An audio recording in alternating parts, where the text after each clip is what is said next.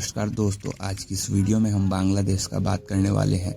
बांग्लादेश का सिचुएशन फ़िलहाल काफ़ी ज़्यादा इनस्टेबल है। बांग्लादेश में लगातार हिंदू मंदिरों को टारगेट किया जा रहा है, उस पर लगातार अटैक्स किए जा रहे हैं, उसकी मूर्तियों को डिस्ट्रॉय किया जा रहा है, कई सारे हिंदू लोगों के घरों को जलाया तक जा रहा है। जी हाँ दोस्तों, ये सब हम खुद नहीं कह रहे हैं, बल्कि कई सारी मीडिया, न्यूज़ और आर्टिकल्स में ये निकल करके आ रहा है। और इसके जो फुटेजेस वहाँ से निकल करके आ रहे हैं वो काफ़ी ज़्यादा डराने वाले हैं, जिसको हम यहाँ पे आपको नहीं दिखा सकते हैं, लेकिन आप तो इसको जानते ही होंगे।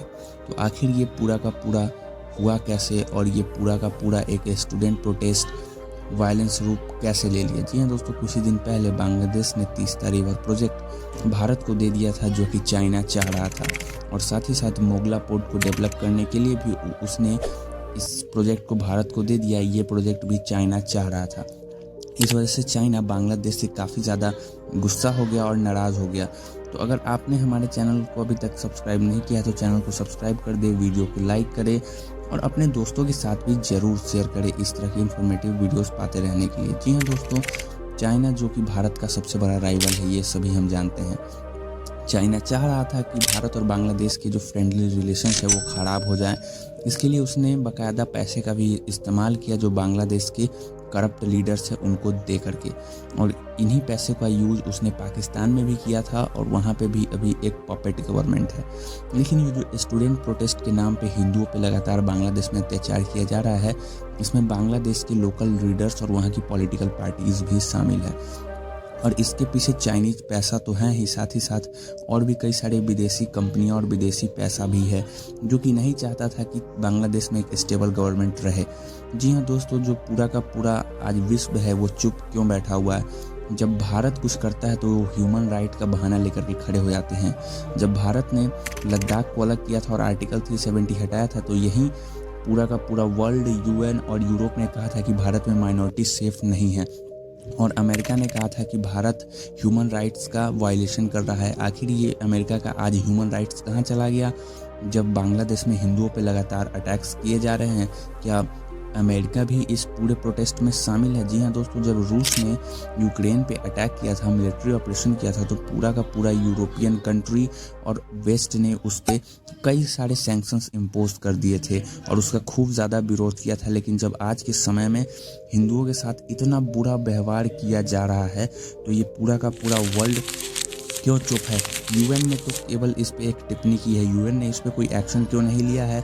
इससे हमें पता चलता है कि हिंदुओं से इन्हें कोई परवाह नहीं पड़ता है। जी हाँ दोस्तों, आज के समय जो हिंदू का कंडीशन बांग्लादेश में है वो काफ़ी ख़राब है, क्योंकि हिंदू के मठ मंदिरों को टारगेट किया जा रहा है, कई सारे हिंदू प्रतिमाओं को भी निशाना बनाया जा रहा है, कई सारे हिंदू मंदिर के जितने भी मूर्तियाँ थी उन्हें तोड़ा फोड़ा जा रहा है, हिंदू मंदिरों को लूट लिया जा रहा है। जितने भी हिंदू लोगों के घर हैं जिन्होंने बांग्लादेश की आज़ादी के लिए लड़ाई लड़ी थी, उनके घरों को भी नहीं छोड़ा जा रहा है। जो बांग्लादेश में ये लोग कर रहे हैं स्टूडेंट प्रोटेस्ट के नाम पे, बल्कि ये कोई स्टूडेंट प्रोटेस्ट नहीं, एक रीजनल राइट है। जी हाँ दोस्तों, ये एक धार्मिक दंगा है और इसमें कुछ तरह के रेडिकल्स लोग शामिल है। जी हाँ दोस्तों, और इसके पीछे जो सबसे बड़ा हाथ है वो तालिबान की तरह ही एक आइडियोलॉजी रखने वाली जमात ए इस्लाम संगठन है, जो कि बांग्लादेश में काफ़ी ज़्यादा एक्टिव है। भी जो विजुअल्स निकल करके आ रही है उसमें तो ये पता चलता है कि जमात इस्लाम ने इस पूरे हिंसा को भड़का रखा है और स्टूडेंट प्रोटेस्ट के नाम पे उसने इस पूरे प्रोटेस्ट को रेडिकलाइज कर दिया है।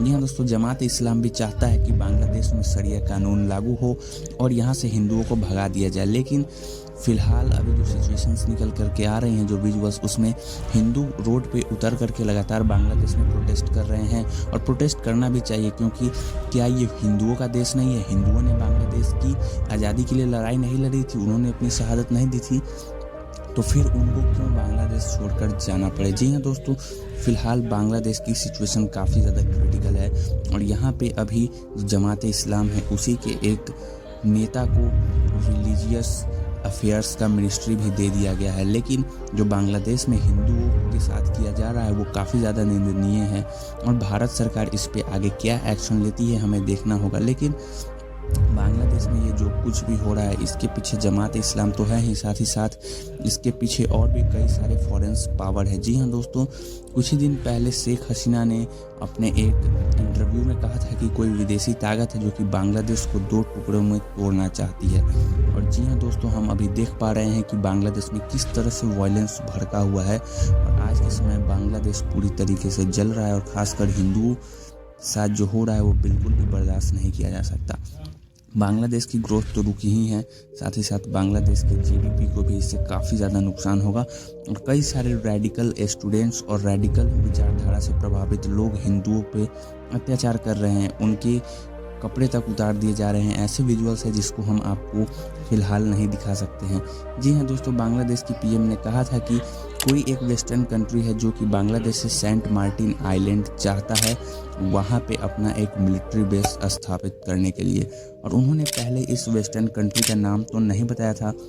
उन्होंने कहा था कि ये वेस्टर्न कंट्री लगातार वहाँ पे पैसे का यूज़ कर रहा है और ये वेस्टर्न कंट्री कोई और नहीं बल्कि यूनाइटेड स्टेट्स ऑफ अमेरिका है, जो कि बांग्लादेश पे लगातार प्रेशर बना रहा था कि बांग्लादेश उसे सेंट मार्टिन आइलैंड दे दे जहाँ पे अमेरिका आसानी से अपना मिलिट्री बेस बना सके।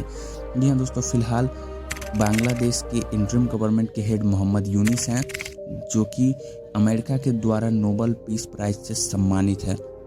तो हम कह सकते हैं कि अमेरिका ने बांग्लादेश में अपना एक पपेट गवर्नमेंट इस्टेब्लिश कर दिया है। जी हाँ दोस्तों, जिस तरीके से अमेरिका ने यूक्रेन को रशिया के साथ उलझा करके अपना प्रॉफिट के लिए ये युद्ध करवाया और इसी तरह उन्होंने यूक्रेनियन को भी बर्बाद कर दिया था, उसी तरह वो बिना हिंदुओं की परवाह किए बांग्लादेश में एक रेडिकल हिंसा करवा रहे हैं जिसका शिकार हिंदू हो रहे हैं और इसका भेंट हिंदू चढ़ रहा है। और इसमें अमेरिका के साथ साथ पाकिस्तान की ISI भी इन्वॉल्व है और कई सारे जो रेडिकल विचारधारा से प्रभावित नेता है इसमें इन्वॉल्व है। जी हाँ दोस्तों, आगे देखना होगा कि बांग्लादेश के इन हालातों पे हमारी सेंट्रल गवर्नमेंट क्या फैसला लेती है, क्योंकि भारत की नेशनल सिक्योरिटी के लिए काफ़ी बड़ा थ्रेट है कि United states of America Bharat के नीचे आकर के बिल्कुल बैठ जाए। और भारतीय गवर्नमेंट बांग्लादेश में हो रहे हिंदुओं के अत्याचार पे क्या फैसला लेती है, क्या वहाँ के हिंदुओं को भारत में शरण देती है, ये भी हमें आगे देखना होगा कि हमारी सेंट्रल गवर्नमेंट का इस पर क्या स्टैंस रहता है। क्या इंडियन गवर्नमेंट बांग्लादेश में इन्वेड करके बांग्लादेश के हिंदुओं के लिए कोई नया कंट्री बनाएगी, ये भी देखना होगा। फ़िलहाल बांग्लादेश की सिचुएशन बिल्कुल भी सही नहीं है और हिंदुओं के साथ वहाँ पे बिल्कुल भी सही नहीं किया जा रहा है। तो आज की वीडियो में हमने आपको इतना ही बताया कि हिंदुओं की कंडीशन वहाँ पे कितना ज़्यादा ख़राब है। तो हमें देखना होगा कि इंडियन गवर्नमेंट फ़िलहाल बांग्लादेश में हिंदुओं की सिक्योरिटी के लिए क्या करता है और इंडियन गवर्नमेंट का इस पर क्या स्टेप होता है। तो आज की वीडियो में अंत तक बने रहने के लिए आपका धन्यवाद।